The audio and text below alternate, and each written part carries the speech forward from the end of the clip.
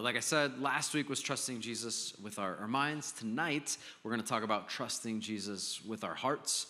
And the reality is, as you sit here and I stand up here, there's many different states, we'll call it, of our hearts in this room. Some are wounded and broken. Some are courageous and strong. Some are exhausted. Some are full.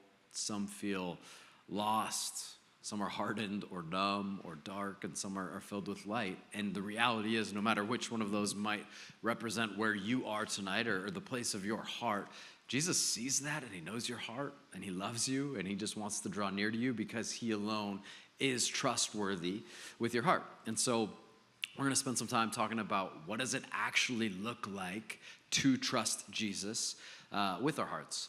And to do that, I think we need to kind of just get a big picture overview of the word heart from a biblical standpoint. First, the Hebrew word for heart is used over 850 times in the Old Testament. The Greek word for heart is used about another 160 in the New Testament, and so we have over 1,000 uses of the word heart in the scriptures.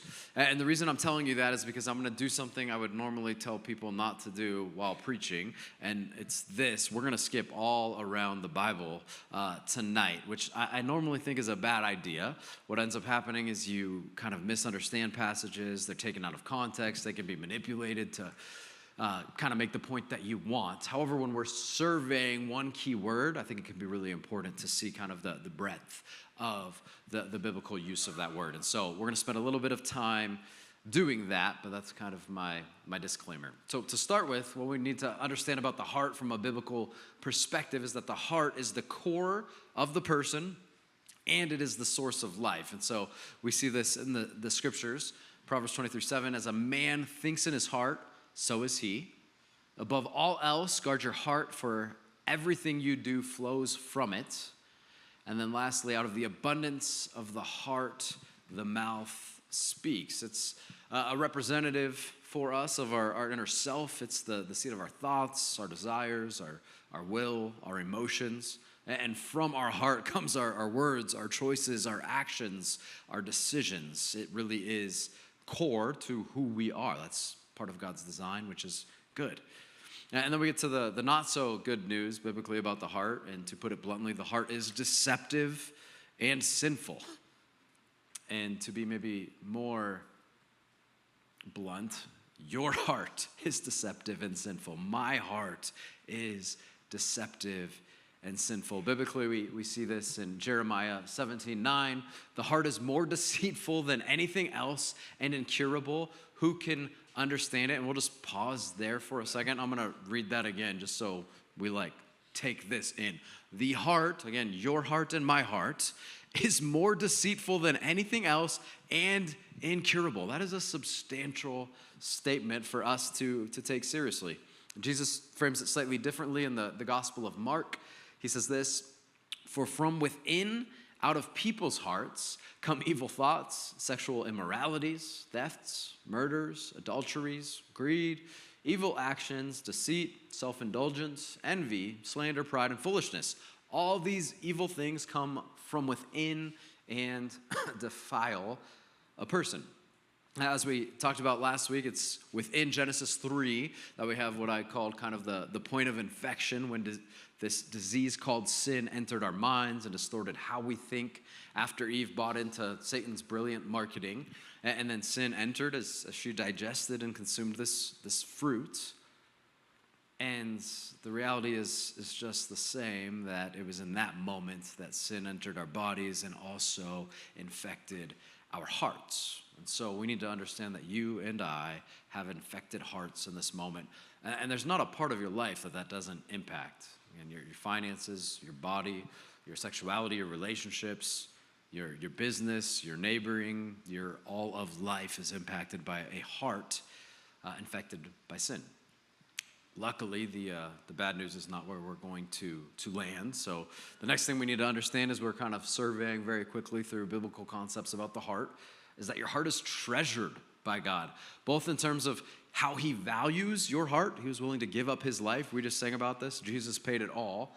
but also in terms of what he wants. Your heart is his desire. So what he commands in Deuteronomy, and then Jesus frames it in Matthew, which is listed up there as the greatest command, is to love the Lord your God with all of your heart, not part of it. Proverbs frames it in this way: trust in the Lord with all your heart. And so that leads me to the question more of application. How then do we trust in the Lord with all of our hearts? What does that process look like? And really the first step is kind of differentiating and understanding that there are some things we can do for our own hearts, though there's very few things we can do for our own heart. And then there's some very critical things that only Jesus can do for our hearts. And the mistake we make, and I would argue the mistake that Satan wants us to make, is the mistake of investing in our own ability to change our hearts. The more we think we can fix our hearts, the more Satan is happy, because we'll never get healthy hearts. We'll never get clean and renewed and whole hearts. We'll just make little progress and then bigger fails, little progress and bigger fails, until we just hand it all over to Jesus, which is typically painful. To put it on the screen for you, here's the role we can play with our hearts. We can guard our hearts, which we're going to talk about quite a bit more. We can not harden our hearts, which Hebrews discusses. We can store his word in our hearts. And then lastly, we can trust him with our hearts. That's about all the Bible says we can do with our own hearts. Here's what God can do. You see this spectrum throughout all the scriptures. He can search and know our hearts. He can clean and renew. He can circumcise. He can judge, heal, and restore our hearts. He can write his word on our hearts and then give us a new heart and purify and cleanse our hearts. And this is the big picture thing. I already said it, but we have to get.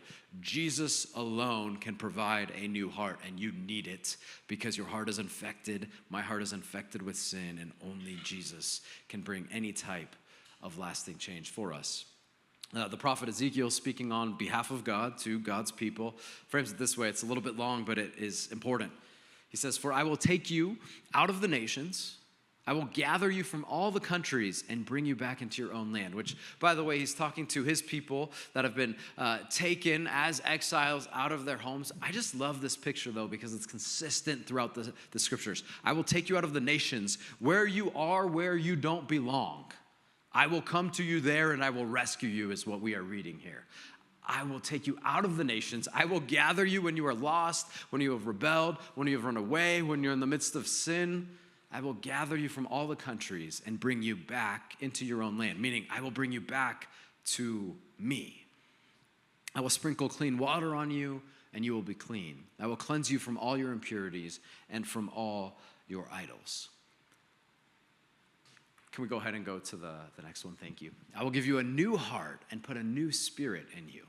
I will remove from you your heart of stone and give you a heart of flesh. And I will put my spirit in you and move you to follow my decrees and be careful to keep my laws. Then you will live in the land I gave your ancestors. You will be my people and I will be your God. I will save you from all your uncleanness. I will call for the grain and make it plentiful and will not bring famine upon you.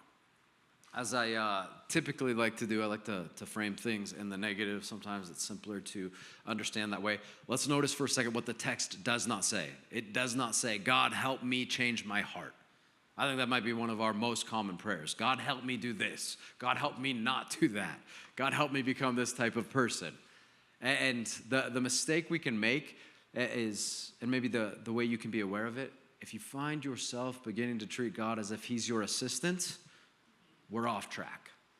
But it's a really easy and natural mistake to make. We can compare these phrases, these pathways up on the screen to get an idea. Do we pray, God, help me change my heart? And how is that different than, God, create in me a clean heart? Search me and lead me in the way everlasting. The big question here is, who is the main character in the story that you're selling? Is it God or is it you? And if it's you, are you just using him to be your assistant? Imagine with me for a minute just a crazy and stupid and ridiculous scenario. Imagine with me, I'm at my house and my 5 wonderful and wild children are there and my lovely wife is there and we're sitting there and a robber walks into the house, right? And he just starts robbing us. He's just grabbing things, everything, money, food, the TV, valuables, whatever's there. He's just throwing it in a bag and walking out. And I'm just kind of sitting there watching, and I come up with a really good idea as a husband and father in that moment as we're getting robbed. And I look my wife dead in the eye and I go, hey, you know what? I'm realizing I think we have a security problem in the house. I'm gonna run to True Value really quick, and I'm gonna get a new lock, and I'll be back, and I'm gonna install it. So I'll be back, and I just leave. She would look at me like I'm a lunatic, very rightfully so, because that would be ridiculous. That would be doing things out of order. That would be not understanding the right sequence of events and how much urgency is needed. And as ridiculous as that sounds, I think that's how we often approach our hearts with Jesus. We do the equivalent of going, there's a robber in the house and I just need a new lock. Like, no, you got to deal with the bigger problem first, and later we'll deal with how to protect the house. And the only first step, the only right step is to come to Jesus and go, Jesus, create in me a clean heart, renew, heal, search, cleanse, because I recognize, I admit, I confess, I cannot do that. Oftentimes we attempt to give ourselves our own heart surgery, and nobody can do that. And heart surgery can only be done in this case by Jesus. To know our hearts because he loves us. And the good news is if we ask him simply to work on our hearts, to renew and to clean them, he's going to say yes. The bad news of that, though, is that it's still heart surgery. If you just think about heart surgery for a second, like what an incredible human progression, what we can do in the last 60 years. I mean, mind-blowing, really. But it's violent. It's bringing you to the point of death by cutting you up, ripping you open, oftentimes literally stopping your heart temporarily to clean it and renew it. And actually, sometimes I think we get this idea that when Jesus comes into our lives, there's no pain in it, and it's just all like bliss and perfect, and that's not how it works. When he comes to clean our hearts, it's going to be good. And one day there will be no more tears or pain or concern or fears or anxieties. But the heart surgery, even the one Jesus performs, is going to be probably violent and painful because there's things in there that need to be removed. The sin needs to be taken out. Hebrews 4:12 puts it this way: for the word of God is living and effective and sharper than any double-edged sword, penetrating as far as the separation of soul and spirit, joints and marrow. It is able to judge the thoughts and intentions of the heart. That's not a peaceful kind of thing. It's a ripping apart, cutting. Now, don't get me wrong. It is good. It is necessary. It is life-saving. It's the scalpel in the hands of the great physician, of our God who knows us best and loves us most. And it's worth it in every single way. But we're going to feel it, and there's going to be a scar because of the sin that was already within us. So, only God can create a clean heart. Only God can perform the surgery. Only God can renew us. But we still have a role. The first role is make the appointment. Just ask him, show up, be brave. It is going to hurt, but it's so good, and it is healing and restorative, and it's everything we need. And then the next step is that we actually guard our hearts. We read it in Proverbs 4:23. I think this can be the summary passage for us of what it means to trust Jesus with our hearts. So let me read it again. Guard your heart above all else, for it is the source of life. Like we talked about last week, this is a military type language. Guard your heart because there is an enemy seeking to attack it. Guard your heart because all of your life comes from your heart, everything good and meaningful. And there's a wise, cunning, crafty enemy who wants to destroy you. He wants you to be sick. He wants you to be as far away as possible from the loving Father. It's kind of like doing a preventative screening of sorts for cancer, getting your blood work done to look at what you might be genetically disposed to or whatnot. You ahead of time search and know. You do the research. A.W. Tozer puts it this way: the neglected heart will soon be overrun with worldly thoughts. The neglected life will soon become a mortal chaos. So part of guarding our hearts is understanding our weaknesses, right? Doing a screening. And just like last week when we talked about trusting Jesus with our minds, we can do kind of a heart inventory, just like we did a head, how we think, who we're trusting with our thinking inventory. Dallas Willard has a book called Renovation of the Heart. And between some of the content he has in that book and some of my own musings, I came up with a list of questions we can use to kind of do a heart inventory. So I'll put those up. What do I trust? What do I actually rely on? And this is different than thinking, but to feel safe and secure. When I'm afraid, what do I instinctively turn to? And maybe if you don't admit you're afraid, if you feel a little bit of anxiety or nervousness or whatever it is it money? Is it people? Is it control? Is it escape and pleasures? And then lastly, do I truly believe God is good? Is he present? Is he enough? A different kind of angle to similar questions. What do I treasure? What do I think about when my mind is free to wander? What do I daydream about possessing, achieving, or experiencing? And if I lost this one thing, would life feel unlivable? Last kind of section of questions. What rules my heart right now? What reigns in my heart?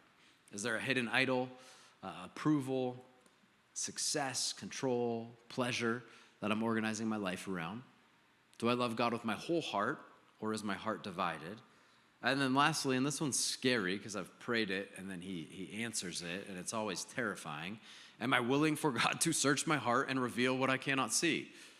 And I'll be real honest with you. There's times I am, and there's times like, I don't think I can take that right now, God, so we're just going to keep going for a little while. Because he's going to come through with it. Now, he'll meet us in love, but when he searches our hearts, he will make what he sees known, and he's going to work on us out of love.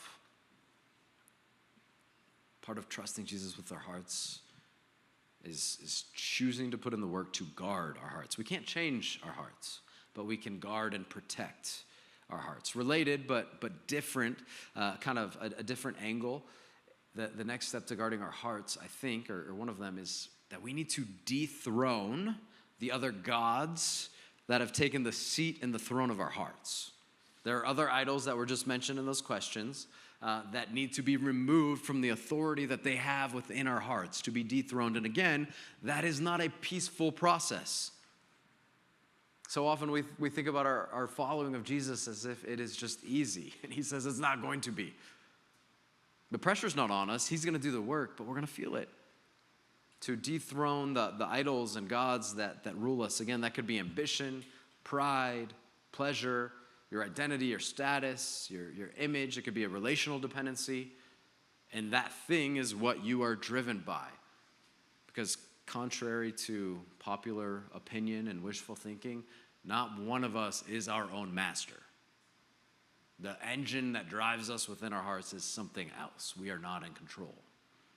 And sex, power, money, control, status, it's probably one of those things. Sometimes we call those things idols. Sometimes we call them gods. John Calvin said it this way: the human heart is a perpetual idol factory. We could think of it as the human heart is constantly birthing many gods to sit on the throne of our hearts and to drive our thinking, our spending, our wanting, our protecting. Part of guarding your heart is dethroning those idols, those gods. Another necessary part of guarding our hearts is repeated multiple times in the scriptures. Maybe Lewis is brilliant or it just worked out, but we sang about it as well. We need to recognize that the natural progression for the status of our hearts is not a movement towards cleanliness and health. Rather, it's a natural progression towards hardness. That is the movement. If you don't work on your heart, it will just become harder and harder. Hebrews 3 says it this way: therefore, as the Holy Spirit says, today, if you hear his voice, do not harden your hearts as in the rebellion on the day of testing in the desert, where your fathers tested me, tried me and saw my work for 40 years. Therefore, I was provoked with that generation and said, they always go astray in their hearts, and they have not known my ways. So I swore in my anger, they will not enter my rest. Watch out, brothers, so that there won't be in any of you an evil, unbelieving heart that departs from the living God. But encourage each other daily while it is still called today, so that none of you is hardened by sin's deception. For we have become companions of the Messiah if we hold firmly until the end the reality that we had at the start. As it is said, today if you hear his voice, do not harden your hearts, as in the rebellion. In Ezekiel 36, it said, similarly, I will give you a new heart and put a new spirit within you. I will remove your heart of stone and will give you a heart of flesh. The entropy of our hearts towards stone is very real. If you don't work on it, your heart becomes stone. And if you don't believe me, just watch. It will happen. It will evidence itself very clearly. This is just human nature. If you've been around humans for long, you're just going to experience it. Your heart is never stagnant. It's either turning into a hardened stone statue in your own image, or it's being softened and worked into a heart of flesh in the image of God. And we can guard and protect and pray and ask him to do the one, or we can do nothing and just live into the reality of the other. My son Julian, he's my youngest. He's like 20 months or something like that now. I don't know. He's in the weird stage where it's too many months to stay months, but he's not two. And he's just insane. I mean, he's awesome and he is so fun, but he's pretty ridiculous. He's wild. Lewis calls him Jay Feral because he's feral. He'll do anything to anyone. Oftentimes, we'll just be sitting there hanging out as a family, and he'll all of a sudden, for no reason at all, he'll just raise up a hand. And Chelsea's sitting right there. And I see what he's about to do. And he waits until he has an audience. Like, he's not doing it when no one's there. He's waiting, and I go, Julian, no. And he looks at me with those eyes. And I kid you not, I can see into those eyes, deep into his heart, as he hardens his little, stubborn, wild, feral heart, and he slaps the heck out of her. And he slaps hard. And then he suffers the consequences of that. So one day he'll learn. We'll work on it. But he is stubborn. He's got a hard heart at this point. We're born that way, like I said last week. He's already got the infection. I was eating a hamburger peacefully last night, and he's over here. Chelsea wasn't there, so I had to move closer to Julian than is normally safe. Usually she's my protective barrier. And all of a sudden, as I'm peacefully eating my hamburger, I just feel this wet, slimy slap on my face. And he was like a ways away, though, and I look, and I'm like, it's a peach hitting my cheek. And I look, and he grabs another peach, just like he's cocking a gun. He pulls it up, and I'm like, do not throw that peach. And then I look away for a sec. He puts his hand down, and then I look away for a second, and he brings his arm back up, and he's just hardening that little heart. It is what we do. He just does it a little extra than most. If you've seen the Lord of the Rings series, you can see this kind of progression modeled for us from Frodo to Bilbo to Gollum. The longer they wear the ring, the harder their heart gets, and they don't have control over it. Another set of questions. Apparently in this series, I'm into reflective questions. What is my heart becoming? Are my habitual responses becoming more patient, kind, and generous, or more hurried, defensive, and self-focused? As someone close to me described my heart, would they say it feels peaceful and centered, or restless and reactive? And to those two, what I would maybe add as a great indicator is, are you frequently repenting? If you're not frequently repenting, even about the small things, you don't have great awareness about your heart. It's just the reality. Like, we all need to be repenting quickly. It's one of the best things we can do for our heart because we're trusting Jesus with it when we repent. I think the last question is maybe the most impactful, but it takes work. You got to actually think about it. In 5 years, if my heart keeps moving in its current direction, where will it take me? What will my relationships look like? My bank account, my parenting, my marriage, my work, my home? Play it out. What's the trajectory you've set, the course you've charted for your heart? There's a progression of our hearts, and it is naturally towards hardness. And if we're not actively not letting our hearts become harder and harder, they get harder, colder, number, and darker, unless we go, Jesus, here's my heart. Next on the list of steps to guard your heart, we just got a couple more here. Avoid cancerous exposure that will harm your heart, that will compromise your heart. There's things in this world that we shouldn't be interacting with, and not all of those are the same. There's certain people that shouldn't be interacting with some things because they might be prone to this, and there's others that are okay with it. But there's spirits, there's mixing religions, there's normalizing sexuality that's outside of God's intent. All kinds of things can be dangerous exposures for our hearts on large scales that we need to take incredibly serious, and on smaller scales for ourselves and for others. My wife recently bought the kids new shoes when they went to school, and so Ellis, my 8-year-old, got some Air Force Ones that he was very excited about. And so I played him the song that is about the shoes he got, and he loved it. It's his new favorite song. But what ends up happening when you play one song by Nelly is, like, before you know it, there's more songs by Nelly, and he should not be listening to any of the other songs by Nelly. Like, that one's questionable. After that, it's not great for my 8-year-old, and so I have to make an intentional choice that songs about it getting hot in here and taking everyone's clothes off are not going to be good for the 8-year-old. Like, that's the progression. The worst part of this is, it could be my 4-year-old, my 8-year-old. They'll go do something with my mom. They're just like gonna go to the mall to get ice cream, and she'll be like, "Hey, what's Elvis's favorite song right now? He doesn't remember the name." And I'm like, "Oh no," because anytime I have to say use the clean version, it's usually not well received by my mother. So probably for good reason. All right, this next one's big, and then we're almost wrapped up with this. 8 years ago, 10, something like that, I heard one of the best phrases, pieces of advice regarding leadership I've ever heard.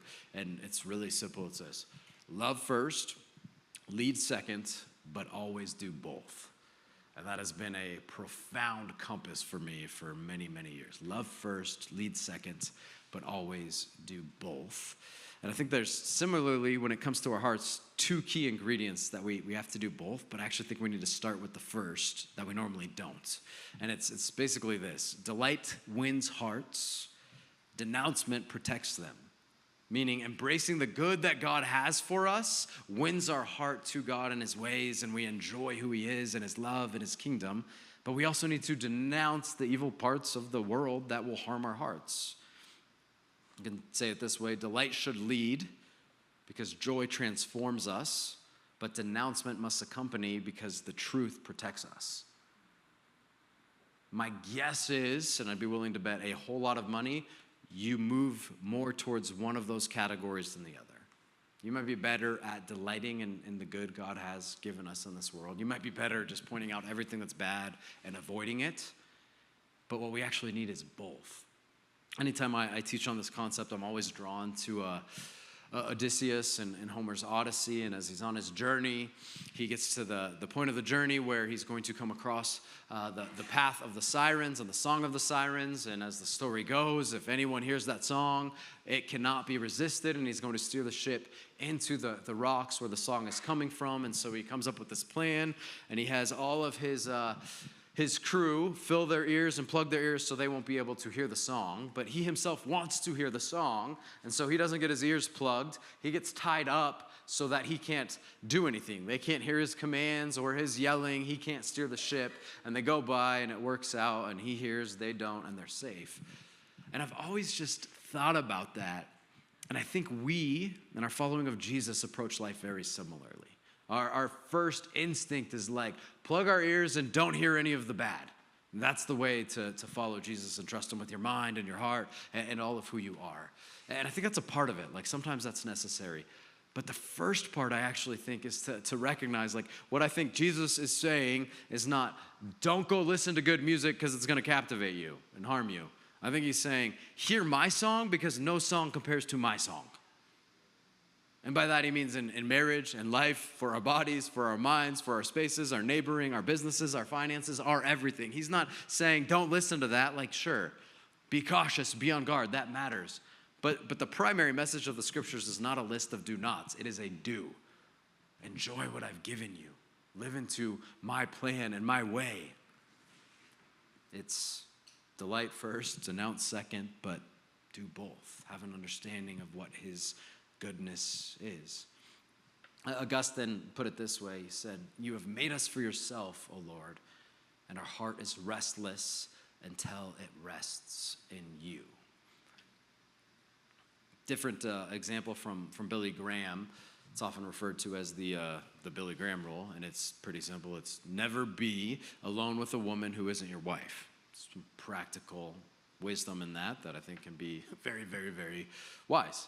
That's the denounce part, right? Like, don't put yourself in that type of situation. But I'll never forget, as like a 18-year-old or something, sitting in an elders meeting at another church, and one of the elders talking about sexual sin and different things, and him saying, probably the most important part to avoiding sexual sin is working towards a unified, healthy sexuality with my wife.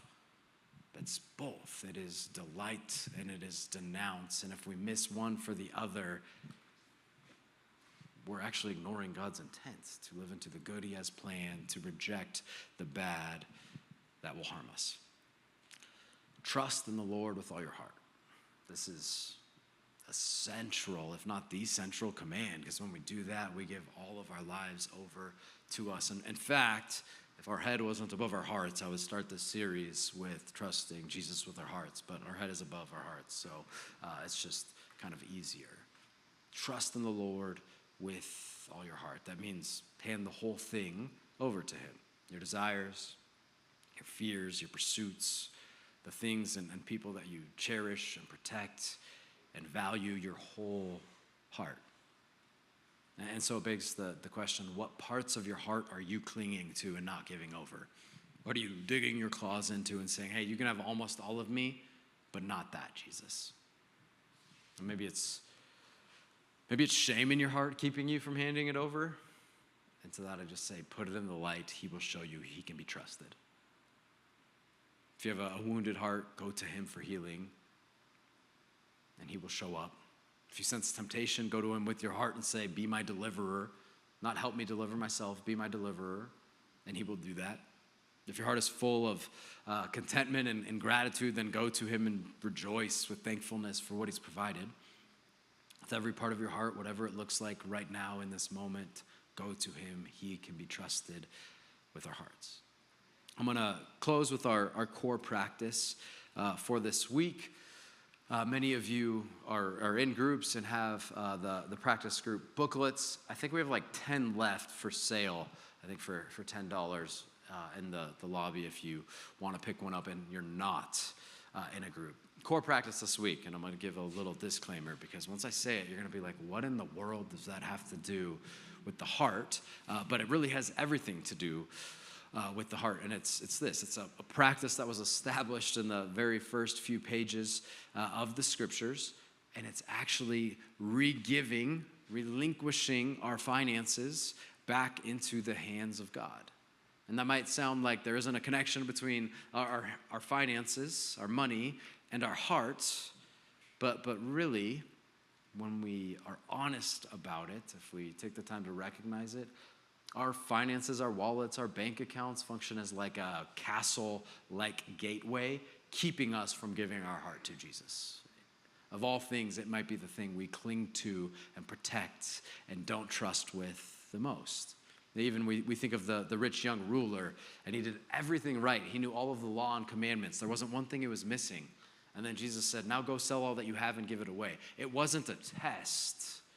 It was a matter of the heart. It was the one thing he wouldn't let go of. And so throughout the scriptures, we in the Old Testament see a command to what is called a tithe, which is to give 10%. I don't actually believe that's a command anymore for us today. I can't make that argument. Some people do. Giving and generosity is. But here's the reason I think a tithe, while not a command, is completely and holistically worthwhile today. And this is just Landon's theory. You're not going to find it in the Bible, so I want to clarify that. I think it makes sense, though. It doesn't matter if you make $100 or $1 million. If you are tithing, meaning you are giving 10%, you will feel and think twice about and question if you should give that much money. If you make $100 and you give 10 away, you're going to think about it before you do it because it matters. If you make $1 million and now you're going to give away 100,000, you're going to think about that. This is what happened in Genesis 4 with Cain and Abel, and one didn't want to give that back because he actually wasn't willing to entrust his heart to God. It actually comes down to a matter of trust and belief. Is God good, and does he want what's best for me?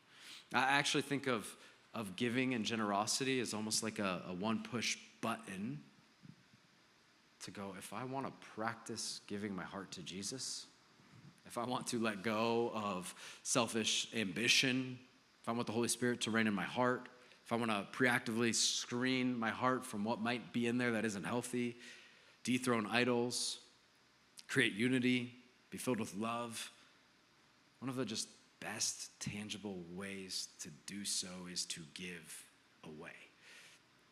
Giving our money just does that, and it's throughout the scriptures. So the core practice is to begin a practice of generosity, of giving away. And in that, you're going to find your heart is open.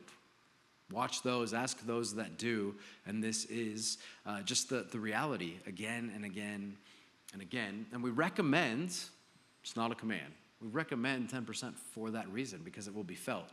Now I want to throw out one other big piece of clarity. If in any way you go like, this feels manipulative, don't give to Restoration Church. Go on our website, look up Abide Well, look up Bought Beautifully, pick another church in town, whatever you want to do. Don't let the destination be the obstruction to the tool God has given us to practice trusting him holistically, to trust him with our hearts. I also want to clarify, that doesn't mean I don't think we are a worthwhile destination. I think what God is doing through Restoration Church is impactful, and we steward finances well. That isn't the point of this, though. The point is, can we practice generosity to open our hearts to God? Your heart is the core of who you are. Our hearts move naturally towards deceit and sin and hardness. And we have a God who will go to the nations, wherever we are, whatever we're facing, however lost we are, however rebellious we're being, to come find us and seek us and meet us in love, because he wants to transform our hearts and make us clean again. And so, as was the case last week, the question is, who do you trust with your heart, and will it be Jesus? Let's go ahead and pray.